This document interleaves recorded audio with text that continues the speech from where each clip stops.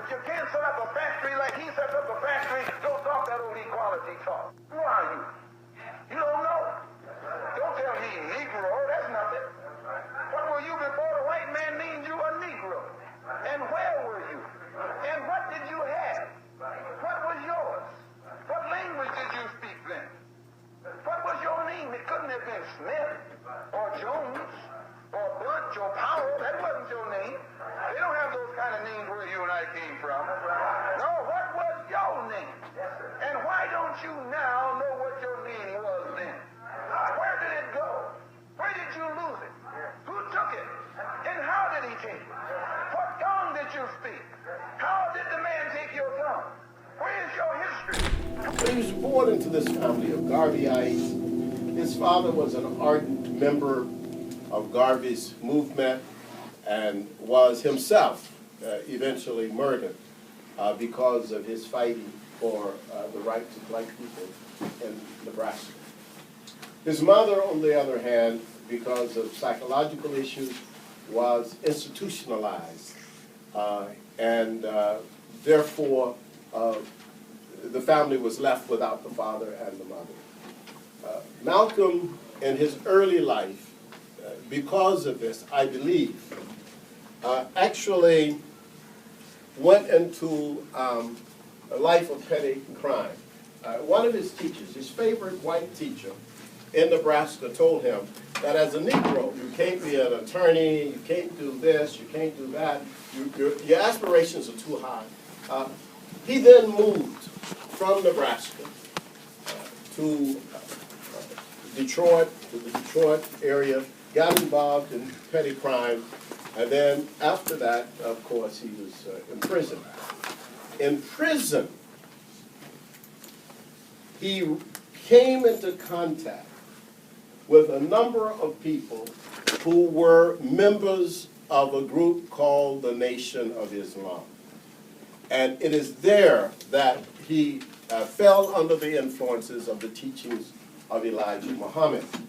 Now, I'm going to give you some background on this in a minute, but by 1952, he surrendered to what he considers to be the moral teachings of Islam. And he is now following Elijah Muhammad. He also gains a new name. He starts as Malcolm Little. He is convinced while in prison that, look, no black person stepped off the boat in America and was given the name Little. At least had the name Little. You didn't come from Africa with Little. That was not your name. You didn't come from Africa with Smith. That was not your name. This became a trope in Malcolm X's speeches later on. He would use this same line of argument. That no black man came here and got off the boat from Africa and said, I'm Washington. That was, or I'm Lincoln, or Jefferson, or Johnson, or Smith. These were not your names. You didn't have these names when you were in the African continent. So he gains a new name. And this new name that he gains is X. He was Malcolm X because his name was unknown.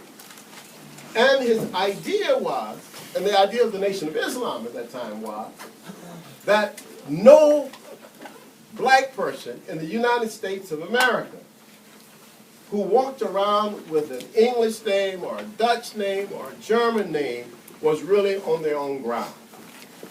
That didn't make sense. It was absurd. It was just like seeing a Chinese person with a name like Benjamin Schwartz.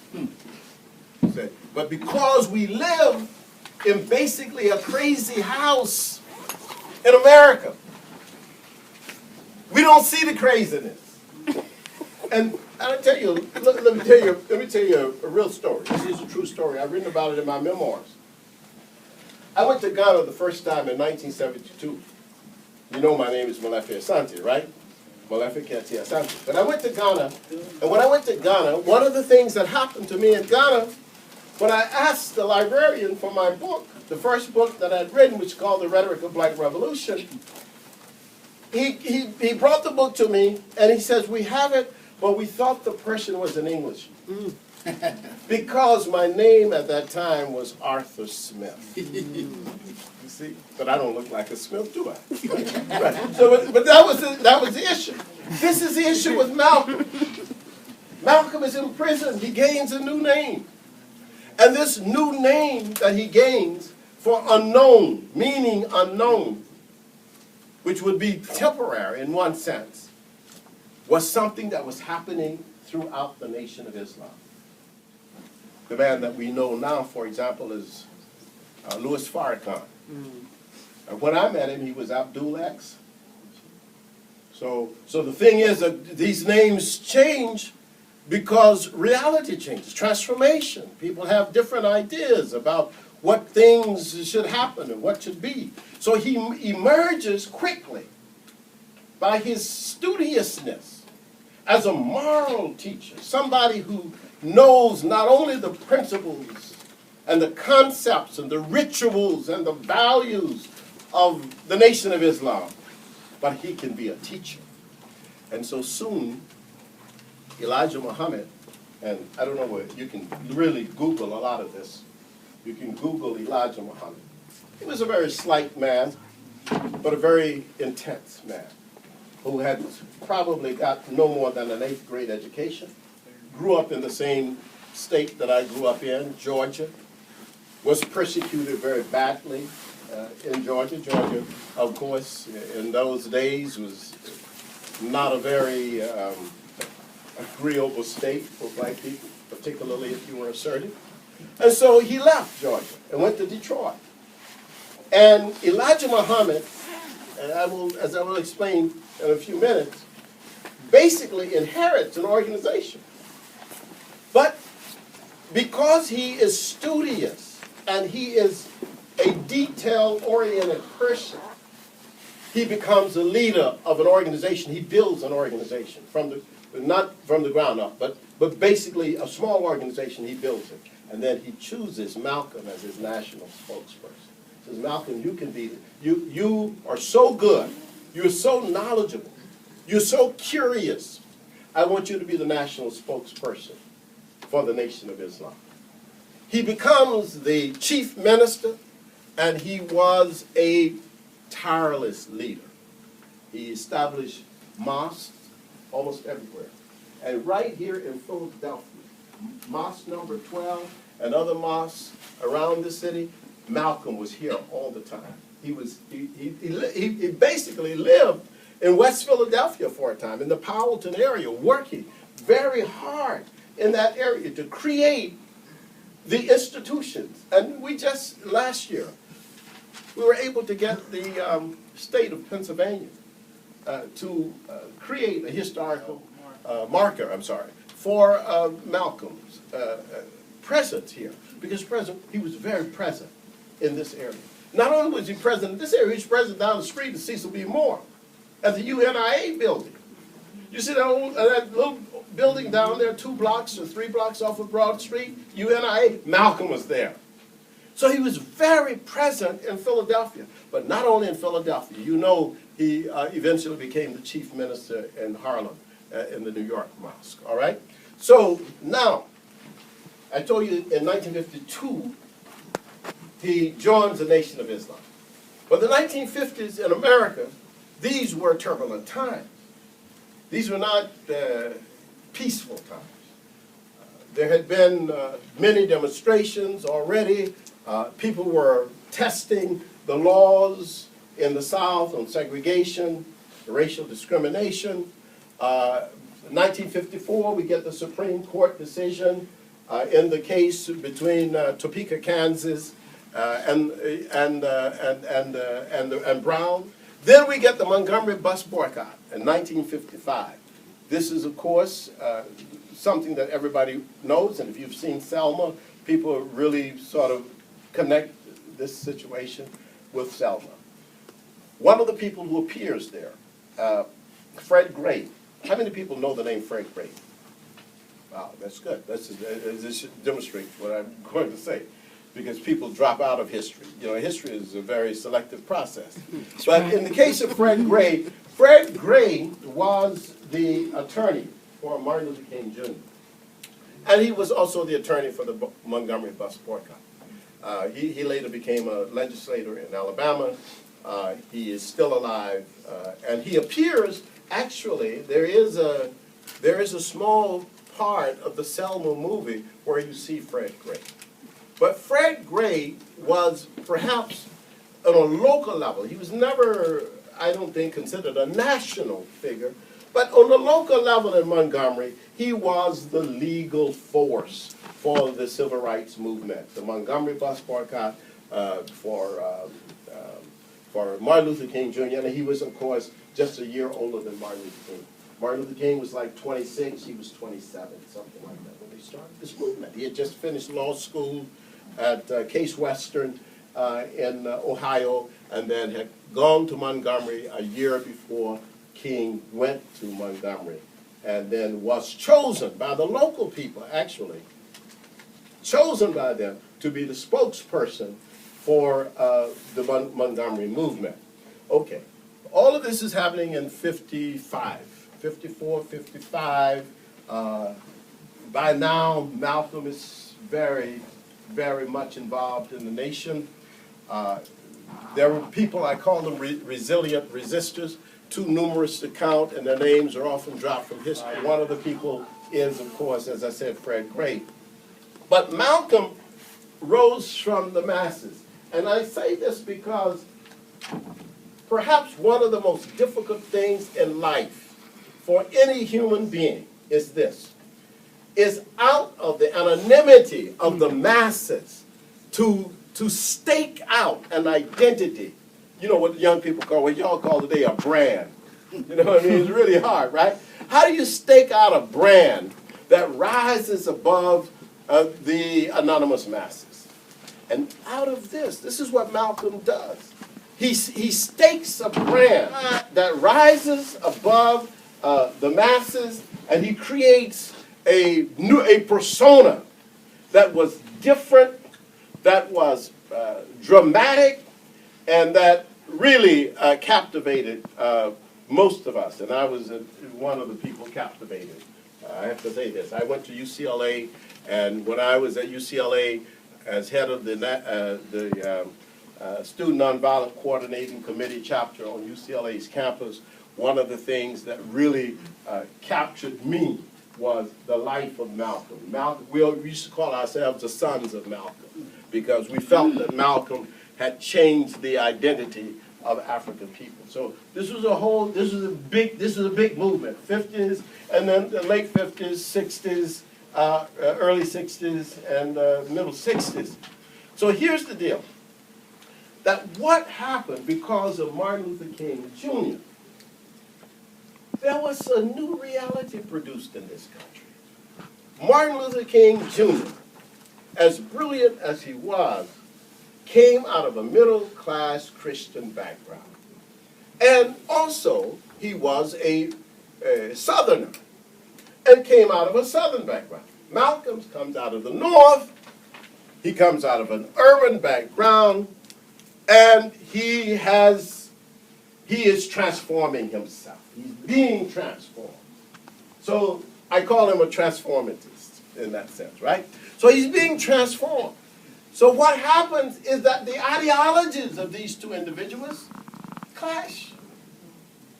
And they don't clash in a sense that one eliminates the other. They are, in effect, ideas that merge with a general movement of freedom in the black community. And there are, just as there are in any community, and there are always different strands of thought, different factions, different ways of thinking. Their goals were similar. That's better. Their goals were similar, not the same, but they were similar, right? Take it this way, and only to say that the Black Power movement and the Civil Rights movement, they both could be called the Black Freedom Struggle or the Black Freedom Movement. And in that way, there is a convergence of these movements, but they do come from two different impulses. And those two different impulses were, I think, demonstrated in the life of Malcolm and in the life of Martin Luther King, Jr. Malcolm's idea was systematic nationalism. And because he felt that this was the legitimate view of the African American people. And I will explain that in a minute. These are the sources of his ideas. How many people heard of Martin Delany? Good. Paul Robeson? Okay. You're all either history majors or African American studies majors, right? Right. Okay. Right. Marcus Garvey? Okay. You gotta get them when you don't know. Noble Drew Ali? All right, we're getting there. W.D. Fard? Yeah. Okay, all right, okay. Okay. Those are the hardliners who know all these. Right? Okay, now here is the thing. Here's the thing. The source of Malcolm's ideas. Elijah Muhammad, we know. Elijah Muhammad was the current leader of the Nation of Islam. He was, of course, the principal leader of the Nation of Islam. And Malcolm was his chief national spokesperson. But the history of this notion of systematic nationalism, which would involve self-definition, self-determination, agency, independence, black people speaking out of their own voices, all of this had a history. There were roots to this. You see? And in the 1850s, the person that is normally called the first black nationalist, and it's a term I don't use, because he never called himself a black nationalist, number one. But he was a transformative person. Was Martin Delany, who was from Pennsylvania. Pittsburgh, right? Lived in Pittsburgh. That's a nice physician, black physician. And in 1850, after the fugitive slave law went into effect, they invited him to give a speech in Pittsburgh. He said to the mayor, "Honorable Mayor, whatever ideas of liberty that we have gained, that we understand, basically as black people, we have gained actually from following and listening and reading the words of liberty from your own fathers, your people.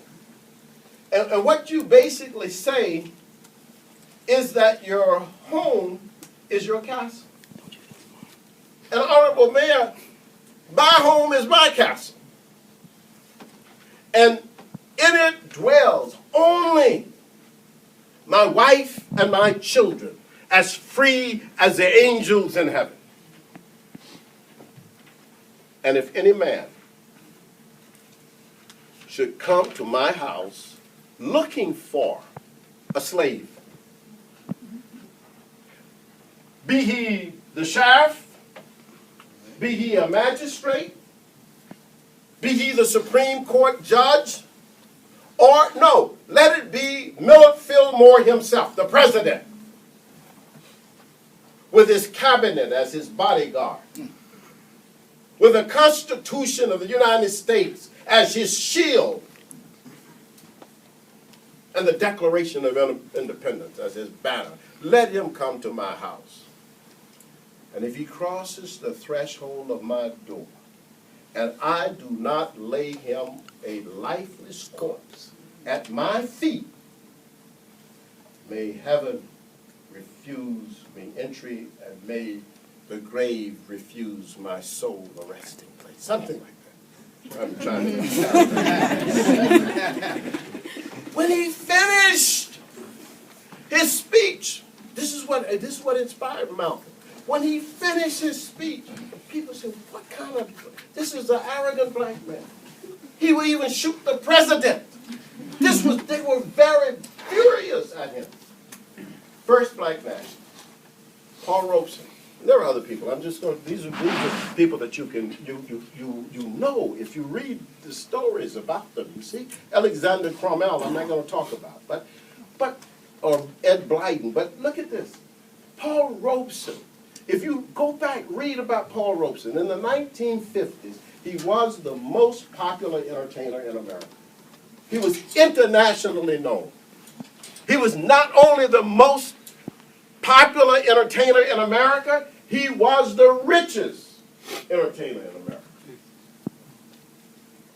And then he ran afoul of the American government. And the McCarthy era came. And McCarthy was a senator in this country who was looking for communists. And they basically persecuted Paul Robeson. Paul Robeson is from this area. In his last years, he lived down here near Rittenhouse Square. But he was persecuted. Why was he persecuted? Because he spoke his mind. Basically, that African people should be free, that they should be free to speak on any issue, to do anything that they wanted to do. Independence, agency, assertion. This was his attitude. It was a profound thing. Okay, if you read the speeches of Malcolm X, as I have done, you will see that they're the same speeches almost as Paul Robeson's speeches. They're some of the same tropes, figures, metaphors, same idea. And so there's an influence there, and there should have been an influence there. Paul Robeson was the biggest black person of his era. This was, everybody knew Paul Robeson. He was the man. So what Paul Robeson was saying influenced younger people like Malcolm. But so did Marcus Garvey. Marcus Garvey, of course, was, by all estimations, the most significant leader of African masses in history. Millions of people, at least 4 million.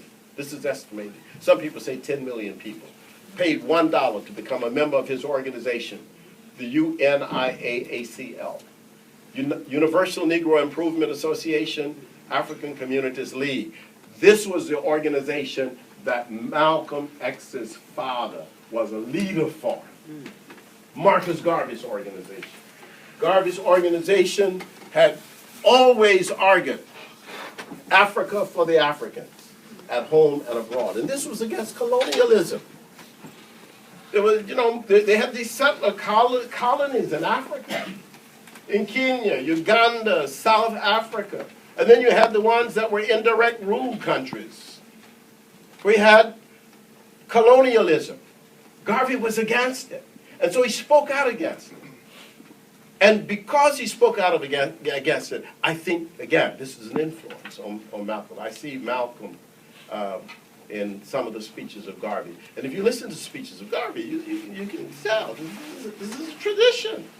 It's the same tradition, you see. Noble Drew Ali. Noble Drew Ali established something called the Moorish Science Temple.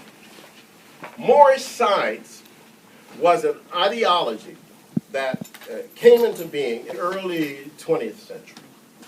And what Noble Drew Ali said was basically that black people were really Moroccans. All the black people in the United States of America are really Moroccans. Do we have any bays in here, for example? There's a bay. There's a bay. That comes from the Moorish science tradition.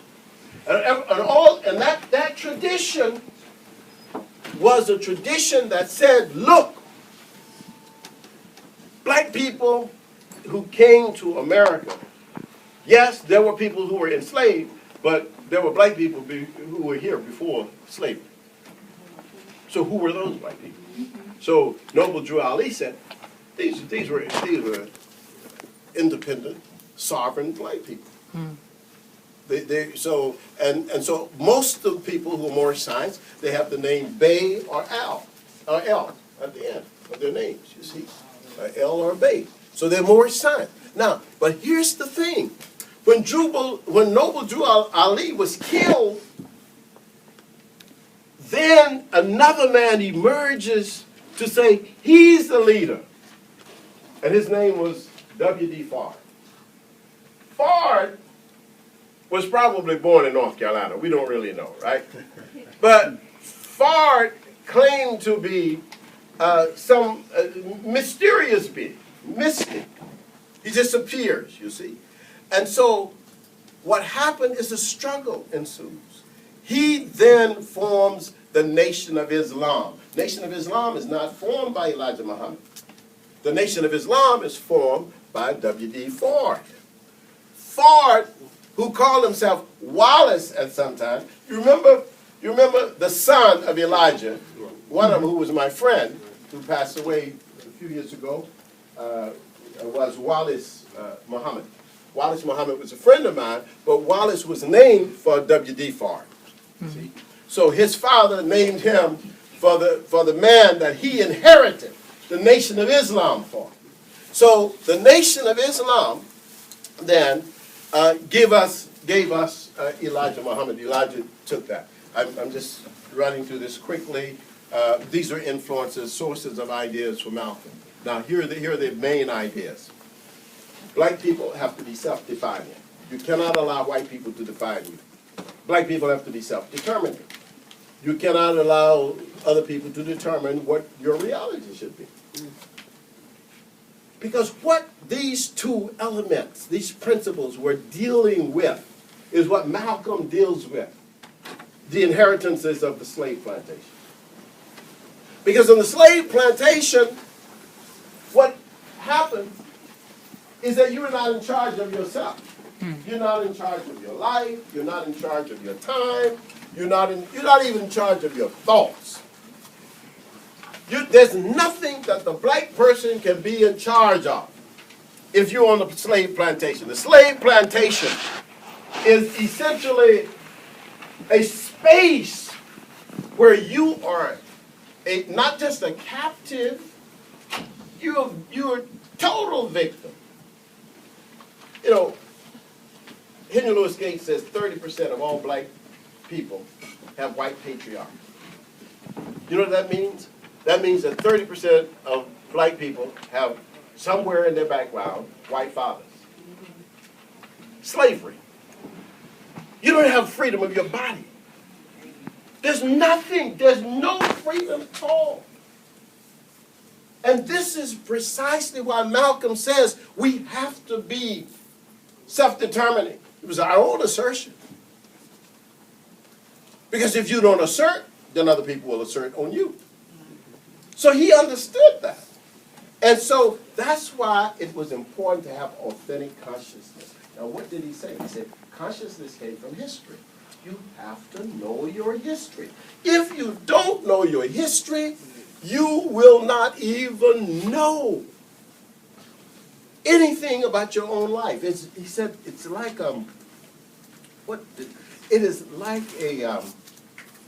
it's like a chicken standing on a bag of rice and then claiming to be hungry. Because it's just not even looking around. You don't know. You see what I mean?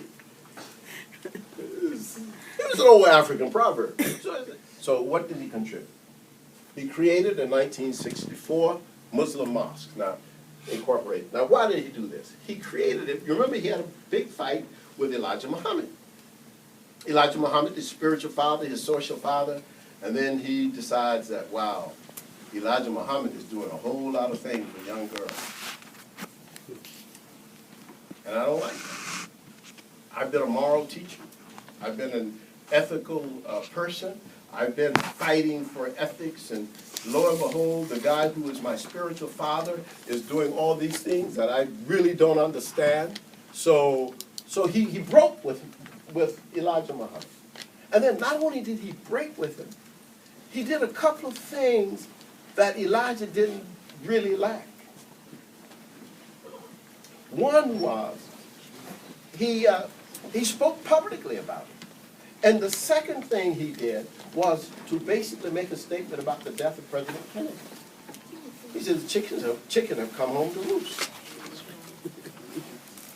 Basically, the president got what he deserved to get. Something like that. And Elijah Muhammad was very angry. So he basically said to Malcolm, you're suspended. Malcolm did it for a while, and then said, okay, I'll start my own mosque. But what he discovered about the African-American population was that the African-American population is overwhelmingly Christian.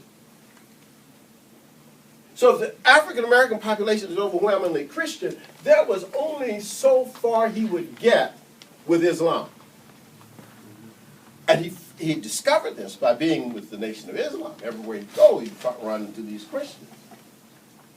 And when he started the mosque, then he said, wait a minute, I start the mosque and I'll keep it over here, but I have to start the Organization of Afro-American Unity.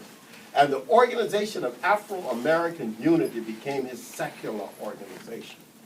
And it is the one that he's most known for. Because the Organization of Afro-American Unity had many adherents, people who were not Muslims. Muriel Fieldings used to be here at this university. She was a member, one of the leaders of the Organization of Afro-American Unity. There are a number of people who are still alive who were working with Malcolm during the setup of the Afro-American Organization of Unity. Then also the creation of Qaeda. This is what I call from the sons of Malcolm and the children of Malcolm. The people who believed in Malcolm, who said, okay, here's what he's talking about. And Karenga, for example, said that what Malcolm was talking about was culture. That the fundamental crisis in the African-American population was a cultural crisis. That's the main crisis. The culture is not straight.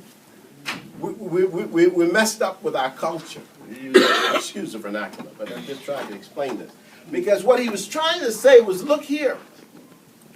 If in the African-American population we had a culture that was in sync with our historical realities, then things will be different.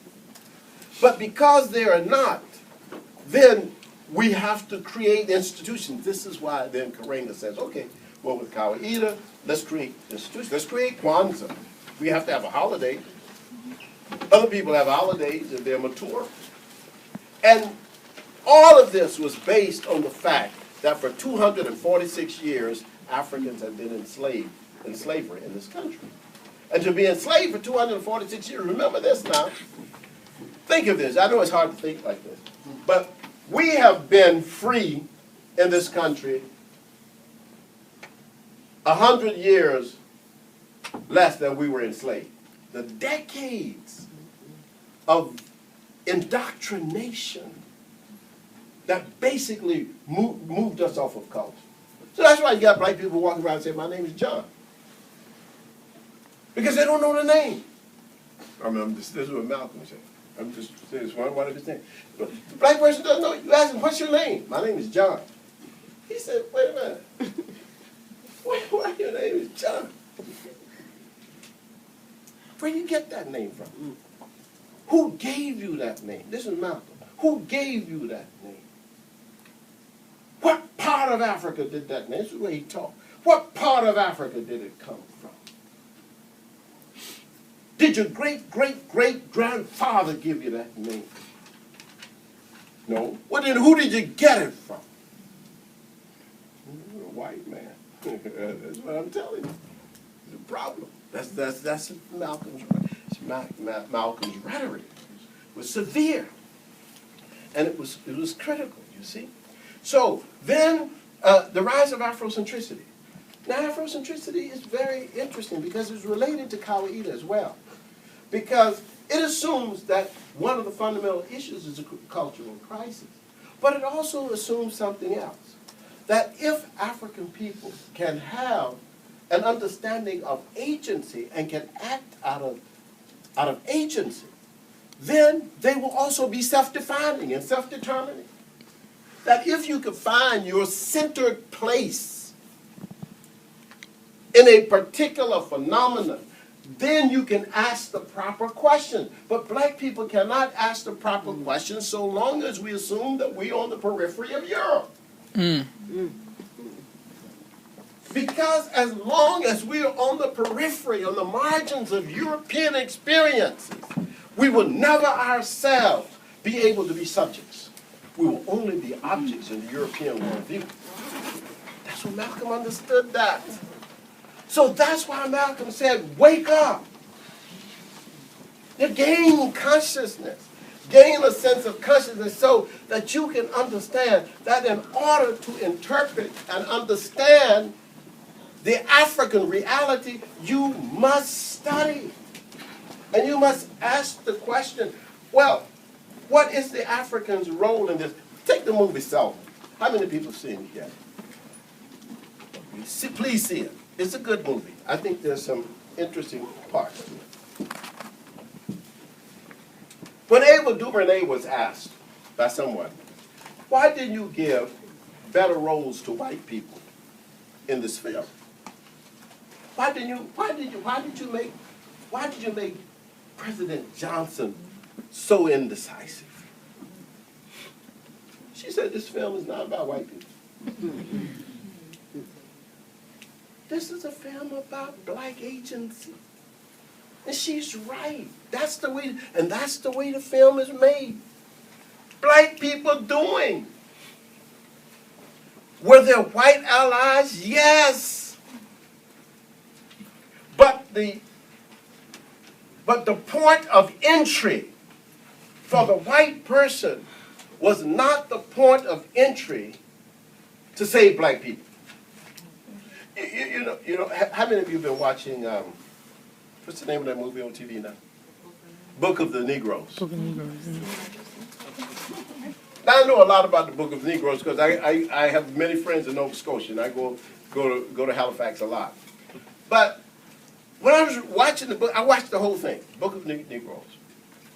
But everywhere in the Book of Negroes is white entry to save black people. That's not reality. This is not the truth.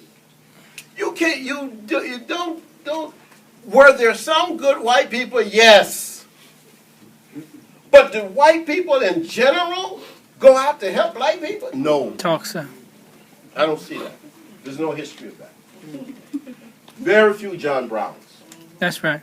And what did they call a person like John Brown? Crazy. Mm-hmm. Why? Because he helped black folks. That's right. That's the truth. Right? So Malcolm understood all of that. That's what I'm telling you. He understood that. And then even when you get the emergence of the Black Panthers, Huey Newton and Bobby Seale, what do they say? But they say, we're the sons of Malcolm. Mm-hmm. Bobby Seale used to work here at Temple. He was in our department. He was the liaison. When I was chair of the department years ago, we hired Bobby Seale as the liaison between the university and the community. Mm-hmm. And you know what Bobby Seale says? Most people don't realize, but I was a black nationalist. I followed Malcolm. Then also black studies, African American studies, comes out of Malcolm's ideas. No one, black studies does not come from Martin Luther King Jr. It's not the impulse of Martin Luther King Jr. to start black studies. It would be the impulse of Martin Luther King Jr. to start maybe religious studies or some form of integrated studies, but not black studies. That's Malcolm X. Why did he say that? Because in his lectures and his talks, he said, every other study in the university is white studies. Psychology is white studies. They study white people. They study white theories. Sociologists, they study white sociological theories. They don't study black theories. What do they do in literature? They study British literature. They study French literature, Russian literature. They don't study Nigerian or Kenyan or Malian literature or Caribbean. See? So that's what Malcolm, what he brought chaos. He brought confusion. People didn't understand. Where is he going? You remember, this is much like Aimé Césaire. When Aimé Césaire wrote in the French language, the French surrealists and others said he's a surrealist. But he wasn't a surrealist. When he says, my worst day is a white day, They said, he's surreal. He said, no, I'm not surreal. He said, I'm telling the truth. This is my truth, you see. So it's a very interesting twist of things. And so Malcolm comes to us with this. And so the Black Panthers, they owe their life to this. Kwame Ture, who was a friend of mine, and a very, really remarkable human, who also we have to protect, that he does not drop out of history. But Kwame Ture became a part of the Black Panthers mainly because he had been influenced by King. Then when he heard the rhetoric of Malcolm, he became influenced by the Black Panthers. And they made him one of the ministers in their organization. And so when you talk about black studies, African American studies, Malcolm says we ought to know our own history. And this is what I call the resurgence of historical studies. You need to go back and study ancient Egypt. You need to study ancient Nubia. You need to study Ghana, Mali, and Songhai, Ethiopia. You need to study Monomotapa. You need to study Mapum Gupwe. You need to study the African civilizations before you know it, because otherwise you don't know anything. You're moving out in the world, but you don't have your own stuff with you. That is what Malcolm taught. And that's why black studies and African American studies, move in that direction. And let me just say this, and this is not by way of criticism, but it's just for you to understand. Black studies did not come from a Marxist impetus. People didn't start Black Studies Department because they were Marxists. That didn't happen. Nowhere in the United States. I was in the movement. I was the first director of Black Studies at UCLA. We didn't start from Marxism. We started from black nationalism. The freedom movement, independence, a sense of agency and assertion. Because Malcolm taught us that that's what you have to do. You have to be yourself. You cannot be just an object in somebody else's world. I'm saying that because people get confused. And you can't get confused. You should know what this is. All right, fundamentally, his initializing impulse was resistance to tyranny. That's what his nature was. He problematized the Africans' responses to Christianity. He challenged the concept of nonviolence. He asserted the idea of pride in race and culture. And then he lived a life of morality of sacrifice. I mean, his martyrdom was ultimately part of the morality of sacrifice. That's the way he lived. He lived his life for the collectivity, for the collective, for the people. That's what he would say, for the people, for the masses. He didn't live his life for the middle class or for the rich. He lived his life for the people. That's how Kwame Ture lived his life, for the people. So that's a different sentiment. They were not public intellectuals. Malcolm wasn't a public intellectual. He was an activist. He was committed to actual change and transforming society. Not just debating about it. This is what he wrote for Mecca. Never have I witnessed such sincere hospitality, an overwhelming spirit of true brotherhood as is practiced by people of all colors and races here in the ancient Holy Land, the home of Abraham, Muhammad, and the other prophets of the Holy Scriptures. For the past week, I have been utterly speechless and spellbound by the graciousness I see displayed all around me by people of all colors. That remark is probably quoted more than any other remark by Malcolm, all right, internationally. Let me read you another part of the same letter. Never have I been so highly honored. He changed his name, El-Hajj Malik El-Shabazz, meaning that he had made the Hajj to Mecca. Never have I been so highly honored. Never have I been made to feel more humble and unworthy. Who would believe the blessings that have been heaped upon an American Negro? A few nights ago, a man who would be called in America a white man, a United Nations diplomat, an ambassador, a companion of kings, gave me his hotel suite, his bed, never would I have even thought of dreaming that I would ever be a recipient of such honors, honors that in America would be bestowed upon a king, not a Negro. All praise is due to Allah, the Lord of all the worlds. That's what he wrote in his letter, 1964. But you know what? I think that people then have really misunderstood this letter in many ways. Let me show you let me just read this. This is my viewpoint. Malcolm was against hegemonic white supremacy anywhere in the world. The fact that he went to Mecca and saw this incredible conglomeration of people of all colors did not change all of his life up until that time. And that's why he said, and this is on YouTube, in a video, they interviewed him. Well, Malcolm, tell us about Mecca. What when Mecca changed you? He said, when I said what I said in Mecca, I was talking about the people over there. Not the people here. This is what he said. You can see that. He said, no, this is different from America. I'm talking about the people there, not the people here.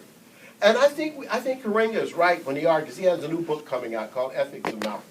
He said, we cannot introduce the centrality of whiteness as a pivot for Malcolm's life. You can't just say, okay, well, because he talks about, well, he now sees white people and black people all come, that this is the main, that's not the main, that's not, you can't say that as a main turning point in his life. That was one moment.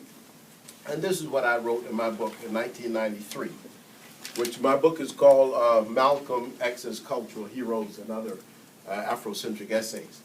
Malcolm saw that the adaptation of our ideas, attitudes, language, and history to the social and cultural imperatives of the African people was the first requirement for a comprehensive transformation. There could be no other interface with our historical destiny. We had to center ourselves in our African reality. If we didn't, we were lost forever. We would always be on the margins of Europe. We would not be ourselves. We would not even speak our own names correctly. You see? So this was my view. So, and the end goes, a new person, he goes to West Africa at the same time he goes to Mecca. And in West Africa, what does he do? He is called by the Yoruba people, he's given another name. In Mecca, he becomes El Hajj, Malik El Shabazz. In Nigeria, he becomes Omawale, the son who has returned home. They give him a whole new name. So now, this is why I call it the topography of transformation. All these transformations are happening. But what was his end goal? He wanted to destroy the shuffling Negro. You know, the images you see on TV sometimes, the old movies of the shuffling Negro with the big eyes. He wanted to destroy that. That was his desire. And that's what captured me. You know, we used to say, I'm telling you this, I can tell you all this. We used to say, we're scared for Malcolm. You see how he talked to those white people? He's scared. Malcolm get up and he said, you know, Negroes shouldn't do this, and Negro, if you hit me, I'll hit you back. You know, we said, Malcolm, you can't be talking like that to white people. we were a little scared from Malcolm. I'm telling you, we were a little nervous about Malcolm. And then there were some of us who said, well, you know, Malcolm is speaking tonight, but, well, I ain't going. You know, I'm going to stay on the side here. Yeah, I wait till Martin Luther King comes. We have a whole different dream. But he wanted to overthrow white racial domination. He wanted to reassert systematic nationalism. And he had a trajectory of victorious consciousness. And that is what I'm going to end with.